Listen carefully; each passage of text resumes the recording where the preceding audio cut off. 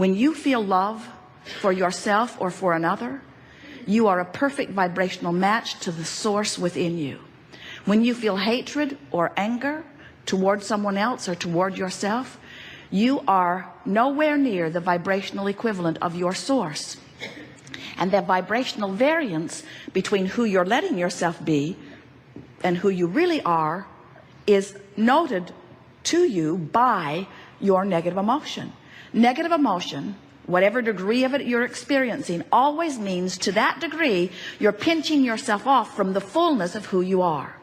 When you allow yourself in your physical human form to ride the rocket of desire that the source within you is riding, you feel passion, you feel enthusiasm, you feel love, you feel certainty, you feel flexibility and vitality, you are energized, you are in love with life. That is who you really are. And when you feel frustration, when you feel overwhelmment, when you feel anger or greater anger, when you feel rage or disappointment, when you feel fear or depression, you are pinching yourself off incrementally more and more and more and more and more from who you really are.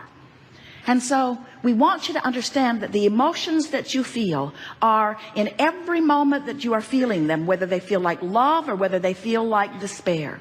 The emotion that you are feeling is always, every single time, your indicator of your vibrational relationship between who life has caused you to become and who you're letting yourself be right here in this moment by virtue of whatever it is you're giving your attention to.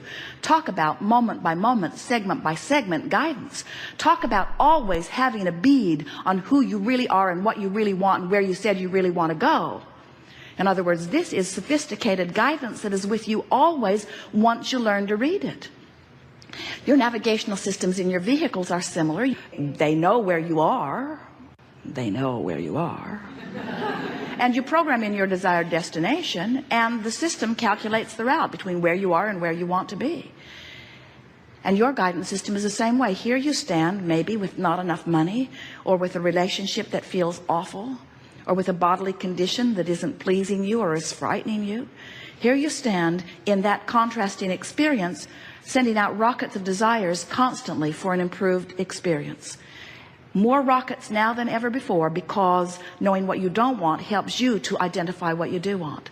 And the source within you not only rides those rockets, but becomes the vibrational equivalent of the new and expanded you. So the question that we want to put to you, and really what the Art of Allowing workshop is asking of you, are you right now, by virtue of what you're thinking and speaking, are you letting yourself keep up with you? Are you keeping up with who life has caused you to become?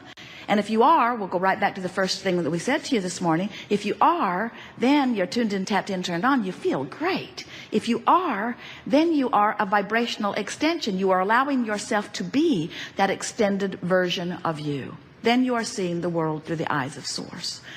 And if you are feeling negative emotion, that it means that something has your attention, and it is certainly valid. In other words, we know you don't make this stuff up. You're not making it up. You are observing it. You're not deliberately trying to hold yourself apart from who you are. But anytime you feel negative emotion, you are nevertheless doing exactly that. You're holding yourself apart from who you are. So what we're suggesting is that rather than letting an unwanted event train your vortex, train your vibration away from the vortex, train your vibration into compliance with unwanted things, where you just sort of go along with it because it's happening, we want you to be aware that you have the power of focus. And we want you to be aware that when you know what you don't want a little bit, you put its equivalent in your vortex. So when you sort of don't want something, you sort of want something, and that sort of wanted thing goes into your vortex. It's equivalent. It's the specifics of what you do want are equivalent to the specifics of what you don't want, and other way around.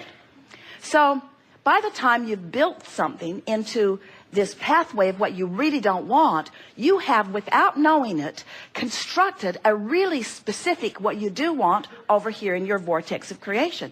We call this vortex of creation, it's the bounce and the holding place where the evolved version of you is held in vibrational readiness for your attention to it. It's there.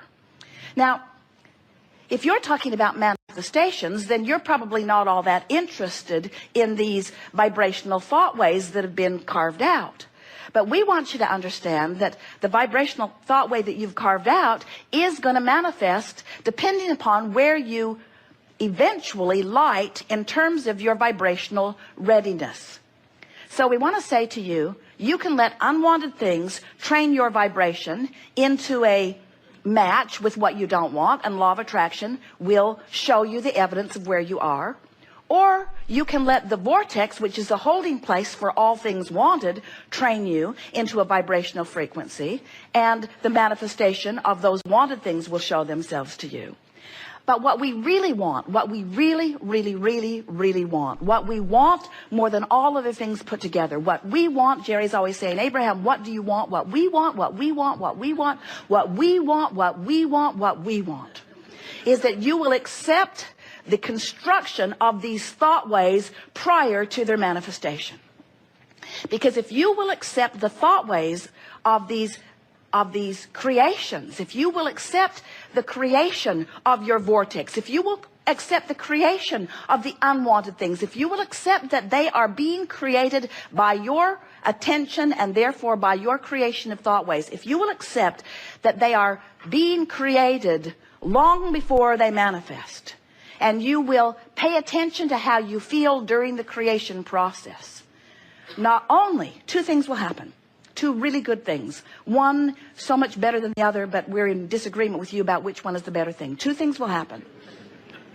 One thing is sure, the manifestation of what you're focusing upon the most will happen. It will happen. It's law. It will happen. It's a done deal. It's a sure thing. It will happen. You will get what you are vibrationally active about. Better said, you're getting what you are vibrationally active about. So one thing, it will manifest.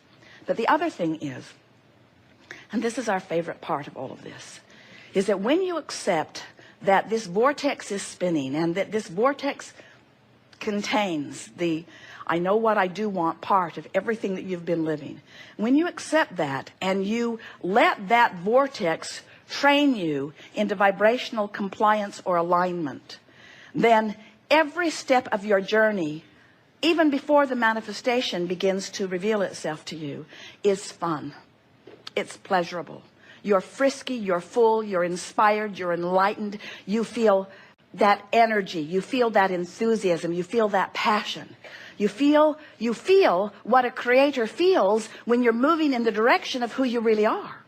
So we want to remind you that the emotions that you feel are nothing more than, and oh, is it ever important what they are? They are nothing more than your indicator about whether you're moving down a thought pathway towards something unwanted or whether you're moving down a thought pathway towards something that you are wanting. In other words, every time you feel negative emotion, it always means the same thing. You're moving toward unwanted and away from wanted. Every time you feel positive emotion, it means you're moving toward wanted and away from unwanted. In other words, you're the focuser of all of that, period. There is no getting around it. So when you use excuses like it's interesting, or it's happening, it's a world event, and it's happening, and I don't want to be unaware, when you use excuses like, well, I need to be informed, when you use excuses like, well, it's true.